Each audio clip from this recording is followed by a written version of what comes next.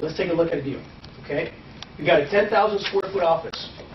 The NOI is $95,000 a year. Your purchase price for this particular project is $870,000. Now, technically, you can either get what? Seller financing, or you can go to a bank. Let's just pretend we went to the bank.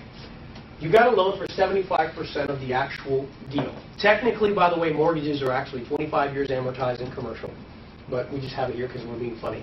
Also, you're not going to pay 10%, at least not in this era. Before you did. All right, so here's what you have to ask. What is the loan amount? What is the annual debt service? What is the equity investment? Equity investment means how much cash did I invest in the deal? How much skin do I have in the game? Right? What is the what? Cash flow before taxes, and ultimately you'll get your cash on cash return. So here's kind of how that works. In this particular figure, at a purchase price of $870,000, 75% would represent $652,500, which means the bank gave you that money, right? So what's your annual debt service? At a 10%, you're paying $68,714 a year, which is what most people forget to tell you. When they tell you, hey, you're making 80 grand a year. Actually, no. Making a little bit less. So that means if I got a loan for $652, and I actually am purchasing it at $870, I got to come up with $217,500 in cash in order to buy this deal, right?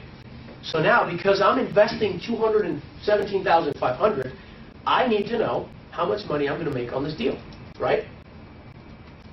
So I need to know one more figure. What is that? In order to make my value and run my numbers for my cash on cash, what figure do I need to know? And if you don't answer me, I'm going to kick you. No. What is the... No. Very next one. Cash flow before taxes. See, it's so simple, and you guys are sitting here going, it's got to be tougher than this. It's not. It's very simple. All right. Cash flow before taxes is $26,286. How did I get that?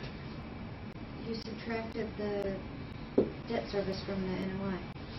So we took the NOI, which was $95,000, minus $68,714 equals $26,286. Simple. Right? So, you guys remember how you determine the value of the cash on cash? How do you get the cash on cash?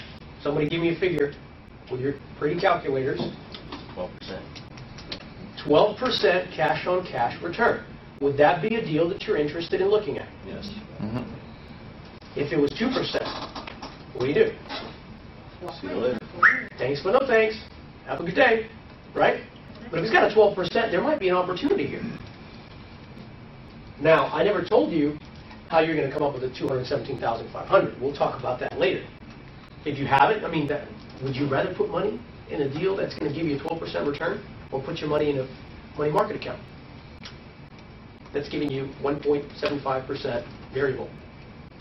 Right? Do you realize that you're actually losing money in the bank? Because you're not even taking account for inflation, which is about 3% a year. So you're giving them money thinking it's safe. You're actually losing money. Interesting.